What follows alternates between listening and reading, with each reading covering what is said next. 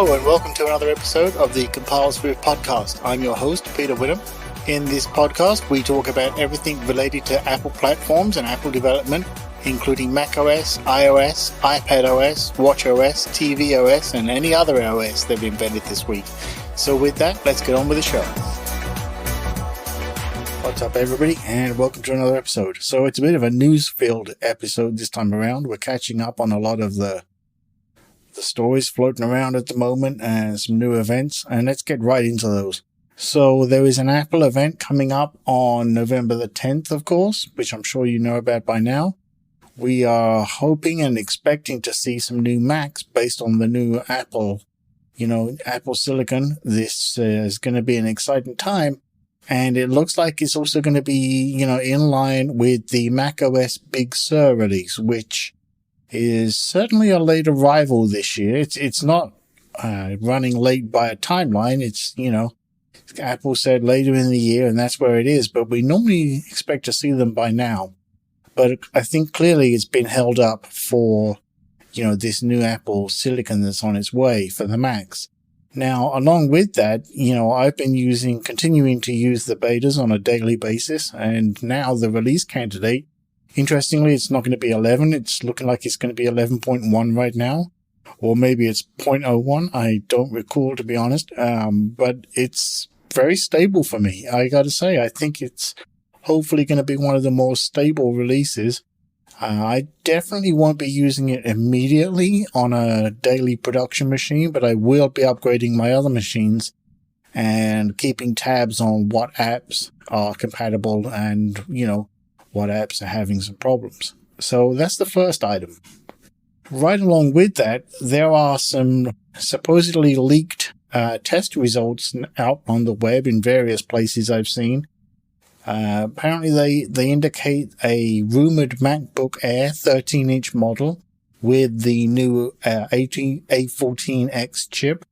Now, the interesting thing there is that they are well and truly outperforming the MacBook Pro 16 i9, which is kind of my weapon of choice, if you like, as far as my Macs go. And I absolutely love this thing, but my gosh, it generates the heat and the fans have to ramp up. So if it's outperforming, like they say, that chip right there, that is an extremely good sign. And if the MacBook Air 13 is going to be one of the machines that will get this chip, that's a really smart move from Apple, I think. Not only is that a very popular machine, it is still my favorite Mac by far. So, I will be honest and say that if the chips are performing like they say and we see some vastly improved battery life, I would be very tempted to consider trading in my MacBook Pro 16 for one of these new machines. So we'll see. I'd really like to see a Mac Mini come along with that. I think the Mac Mini would be a smart platform to test that new chip out on as well. So that's the new Mac Silicon right there. Next up is there are some rumors floating around, and I believe it was 9to5Mac that I saw this rumor, where there could be an announcement next week of test flight for the Mac apps. Now, I actually think that if this rumor is true, this is a really smart move. For the longest time, I've believed that something like test flight with these new sandboxing restrictions and everything else for Mac, macOS and Mac apps, that something like test flight is very much needed now for the development community to be able to get their apps out easily for people to test and to work with there. So if that is true and test flight is going to be announced for the Mac, I really think that's a good idea, and I hope it comes to fruition. The pre-ordering for the iPhone 12 Pro and Pro Max is of course now available. I'm, seeing lots of people saying that they're going for the Macs. Either way, that is a serious piece of hardware right there. Now, what I don't know is what my plans are going to be. I absolutely love that new design, as I have mentioned many times before. That's the design of the phone that I wanted to see for the longest time.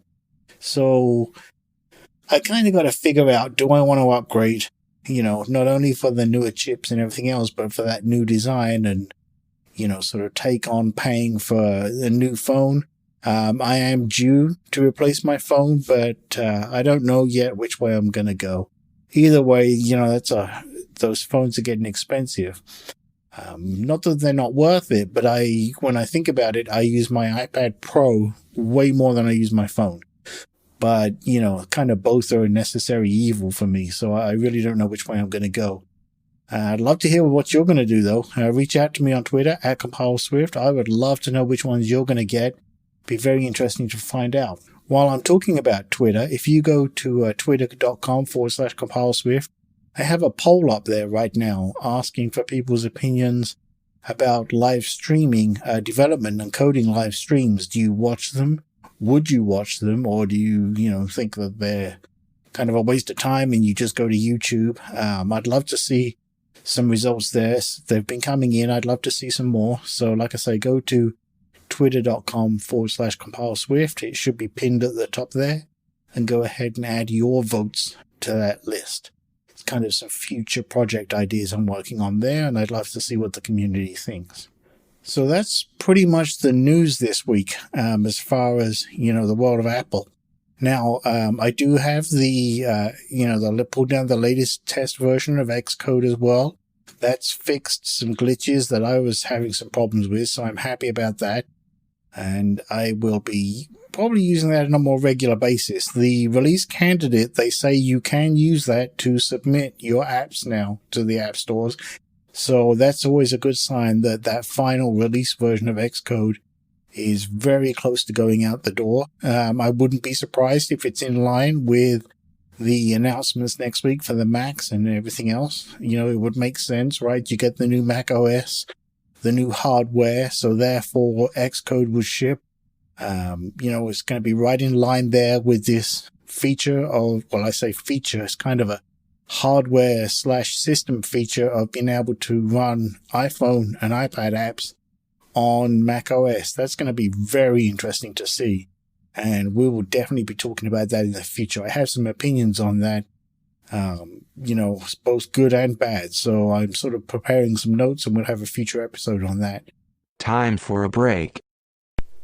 When I was looking to get started creating my own podcast, I looked at lots of different services, and I found the one that worked best for me was Anchor.fm. And the reason being is they do everything for you. All you need to do is go to the app stores and download the mobile app, or you can go to their website at anchor.fm, that's ANCHOR.fm, and you can get it set up there. Basically, you just answer a few questions, and within minutes you've got your own podcast stream set up, ready to go. They also handle lots of monetization options for you and take care of all of those details to get sponsorship for your podcast, and basically give you everything you need in one tool, either on the website or the mobile device to get started. So I would recommend going to anchor.fm today to get started creating your own podcast and sharing with the world. Break time over.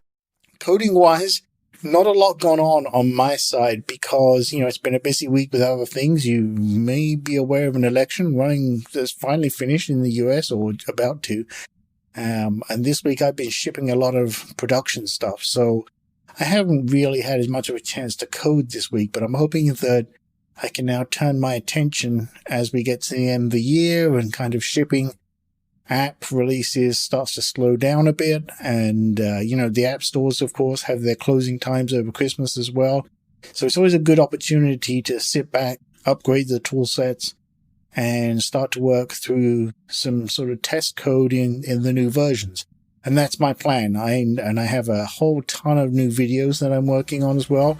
I'm actually contemplating doing a full course. So if you're interested in that, let me know. Again, reach out on Twitter at CompileSwift, or you can go to CompileSwift.com/contact.